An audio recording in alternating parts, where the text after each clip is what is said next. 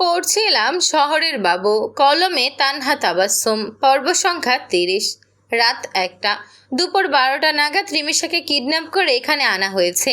তারপর থেকে এখন পর্যন্ত তার মুখে এক ফোঁটা পানিও তোলা হয়নি। রিমিশার চোখে অন্ধকার ভেসে আসে, নিঃশ্বাস আটকে যায়, হাত পা ছটফট করে। সময় যেন থেমে গেছে।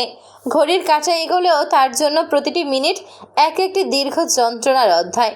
হাত পা শক্ত করে বাঁধা, মুখে কাপড় গুজে বাঁধা থাকায় কাউকে ঢাকবারও উপায় নেই। গলা শুকিয়ে কাঠ হয়ে উঠেছে, ঠোঁট ফেটে যাচ্ছে তৃষ্ণায়। মাঝে মাঝে সে চেয়ারে বাঁধা শরীরটা ছটফট করে তোলে। হয়তো কেউ শুনবে, হয়তো কেউ দরজা খুলবে, কিন্তু না। দরজার ওপাশে নীরবতা, ভেতরে ভ্যাপসা গন্ধ, অন্ধকার আর নিঃশ্বাস রুদ্ধ করা একাকিত্ব। কিছুক্ষণ পর আর শক্তি থাকে না। ক্লান্ত শরীরটা চেয়ারে পিঠ এলিয়ে দেয় রিমিশা। চোখ দুটো আধবোঝা হয়ে আসে। মাথার ভেতর শুধু একটাই শব্দ বাজতে থাকে, পানি।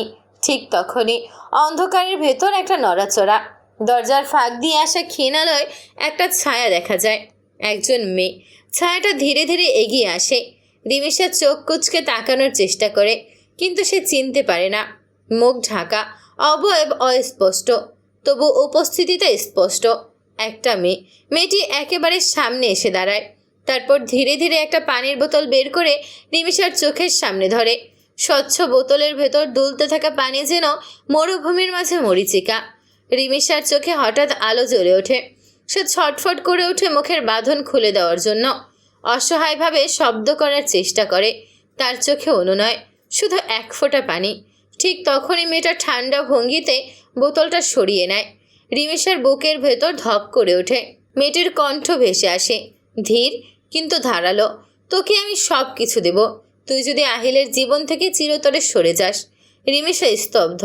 মেয়েটি আবার বলে, তুই যদি ওর জীবন থেকে চলে যাস, তাহলে এই মুহূর্তে তোকে পানি দেব, এখান থেকে ছেড়েও দেব, কেউ তোকে ছুঁতেও পারবে না।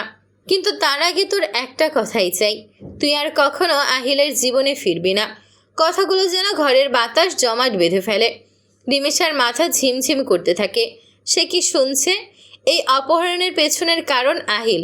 তার বুকের ভেতর কেমন যেন শূন্যতা নেমে আসে। মেয়েটির মুখ দেখা যাচ্ছে না, কিন্তু কণ্ঠটা অদ্ভুতভাবে পরিচিত। কোথায় যেন শুনেছে, কিন্তু কোথায় মনে করতে পারে না। তৃষ্ণা, আতঙ্ক আর অবিশ্বাস সব মিলিয়ে চিন্তার শক্তিটুকু যেন নিঃশেষ হয়ে যাচ্ছে। সে শুধু চোখ বড় বড় করে তাকিয়ে থাকে, উত্তর দিতে পারে না। দিতে চাইলেও মুখ বাঁধা। মেয়েটি কিছুক্ষণ তার দিকে তাকিয়ে থাকে, তারপর ধীরে ধীরে পিছিয়ে যায়। অন্ধকারে মিলিয়ে যায় তার ছায়া। রিমিশা আবার একা।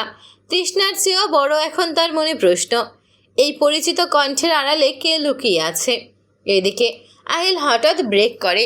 গাড়ি থেকে নেমে এক ঝটকায় আয়নের কলার চেপে ধরে। রাগ, সন্দেহ আর আতঙ্ক সব মিলিয়ে আহিলের ভেতরে আগুন জ্বলে ওঠে। তারপর কথা শুনে বুঝতে পারে আহিল আয়ানের কলার ছেড়ে দেয়।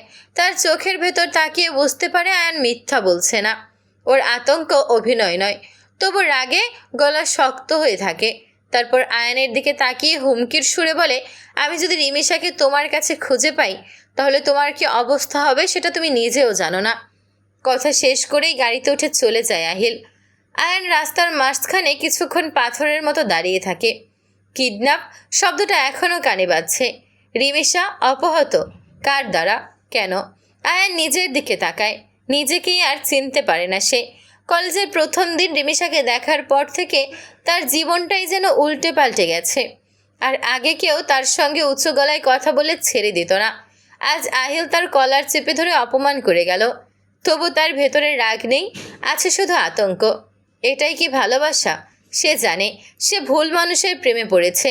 সে এটাও জানে রিমিশা অন্য কারো, আর সে জানে ওকে পাওয়াও সম্ভব নয়। তবু মন মানে না। এখন মনের ভেতর একটাই জেদ, রিমিশাকে খুঁজে বের করতেই হবে। নিজের সব কিছু ভুলে আয়ান খোঁজার কাজে লেগে পড়ে। তার মাথায় একটাই চিন্তা ঘুরপাক খায়, যেভাবেই হোক তাকে খুঁজে বের করতে হবে। তার স্বপ্নের ছোট্ট পুতুলটা কি সত্যিই হারিয়ে গেল? অন্যদিকে আহিলও বসে নেই। তার কয়েকজন গার্ড গাড়ি নিয়ে বেরিয়ে পড়তে চায় রিমিশাকে খুঁজতে।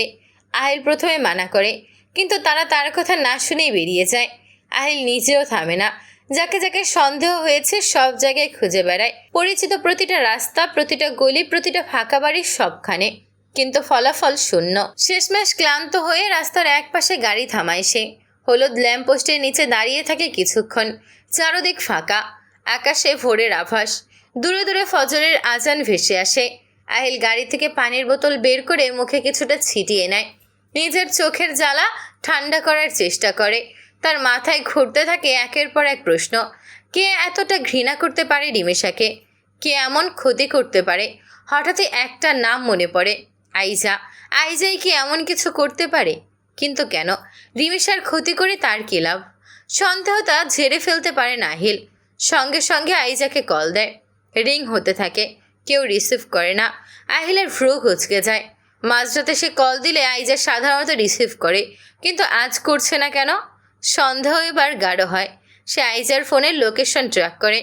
কয়েক সেকেন্ডের অপেক্ষা, তারপর স্ক্রিনে লোকেশন ভেসে ওঠে। আর যেটা দেখে তার জন্য মোটেও প্রস্তুত ছিল না আহিল। স্ক্রিনে লোকেশন দেখে আহিলের চোখ বড় হয়ে যায়, হৃদয় থেমে যায়, নিঃশ্বাস আটকে যায়। স্ক্রিনের দিকে তাকিয়ে তার বুকের ভেতরটা হিম হয়ে যায়।